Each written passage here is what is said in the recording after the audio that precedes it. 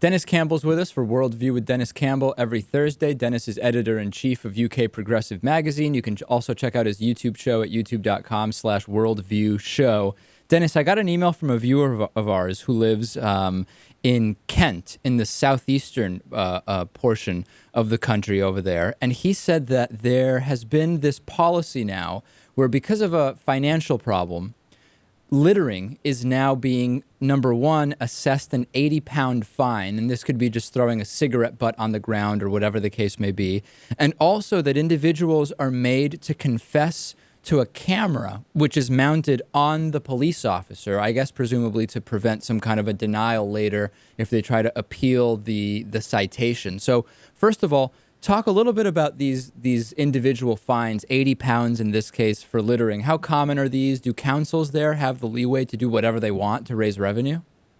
Oh, they absolutely do. Matter of fact, here in Wales, it's 100 pounds if you're caught littering. I mean, the county councils are set up in such a way that they are self-governing, administrative, autonomous bodies, and in so they can pretty much set whatever rules they want within certain parameters. So we're all suffering from revenue crises here because of the Tories cutting back and the austerity bent. So they're trying to make it up any way they can. And, just as they did back in the state of Massachusetts, Commonwealth of Massachusetts, when Mitt Romney was governor and he raised fees on everything, they're raising fees on everything here.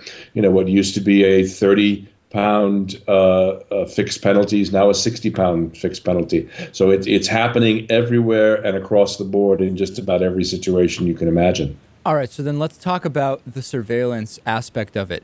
Is this unusual, first of all, for police officers to have cameras propped on their chests?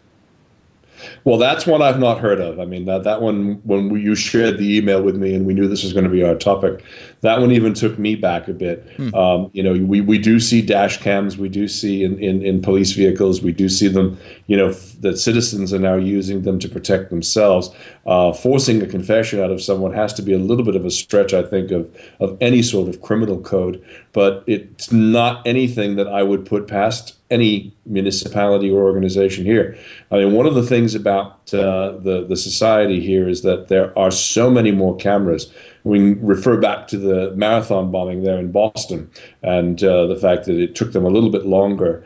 Had it happened in London, you would have been able to track Tsarnaev and his brother from where they first either got onto a metro or underground or the T there in Massachusetts, and you would have been able to follow them step by step because there isn't a square inch of London that isn't under camera surveillance of some sort. So it's become a bit of an issue. Now, the fact that you've got these peace officers, because I don't believe they're police officers, the counties do hire traffic wardens and other wardens to monitor things like littering and some of the things you talked about there.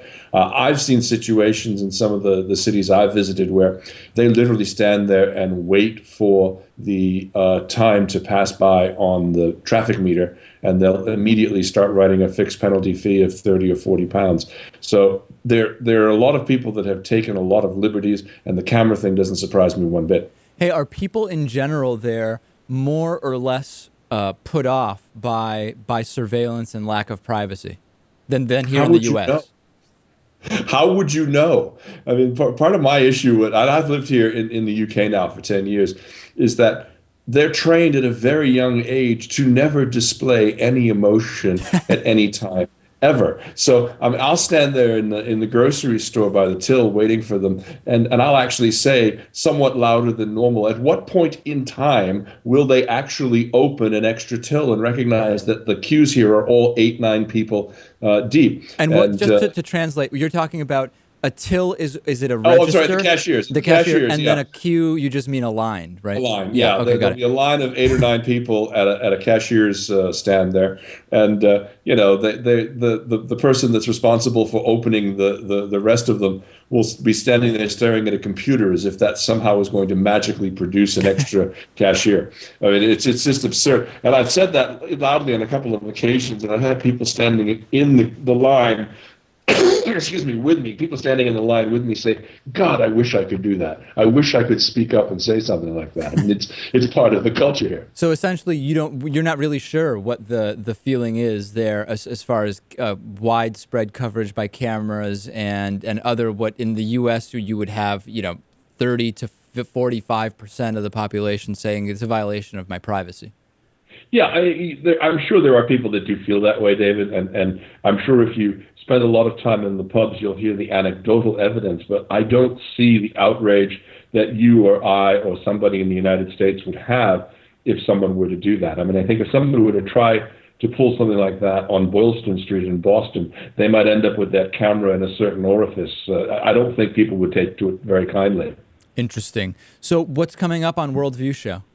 Well, the raw milk crisis is really now moving into high gear. Apparently, beginning next week, there's going to be a huge trial in a very tiny courtroom in Wisconsin. This is more Governor Walker shenanigans, but they're going after a dairy farmer for selling raw milk in a buying club that he has actually set up. And they're trying to make this into a test case on behalf of the big food industry. So it's a breaking sort of story. And we've got Ms. Reitziger from the Common Food Awareness Group. They're going to be talking about, Liz does a really good job of explaining how this case is set up and how if this case goes for big food, it could place a lot of the food supply directly even more under control of these big food companies. So it's must see.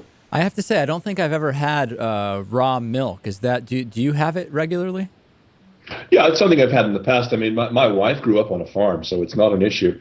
It's just you don't go through the super pasteurization process. I mean, when we came back to visit to the States, both of us back very, very early, we looked at this milk carton that didn't expire for a month. I mean, most of the milk cartons we have here, even from the traditional sources that isn't depasteurized, is expiring in 2 or 3 days. It's absolutely unfathomable that they would go to this length to try and make certain that a quart of milk or a liter of milk would last for that much time. It's unbelievable, and there are so many people that feel that there's so much antibiotics in the factory farmed cows and other things that they want to know where their food is coming from, I think is the big issue. And this is very frightening to the major food companies. And we had Michael Moss on before talking about sugar, salt, fat.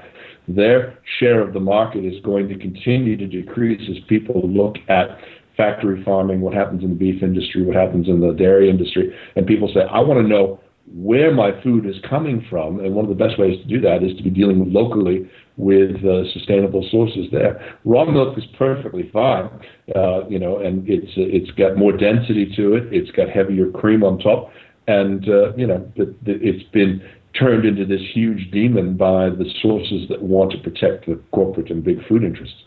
All right, check out Denis Campbell, vegetarian raw milk consuming Denis Campbell's Worldview Show, youtube.com/worldview show. Thanks, Denis. We'll talk to you next week.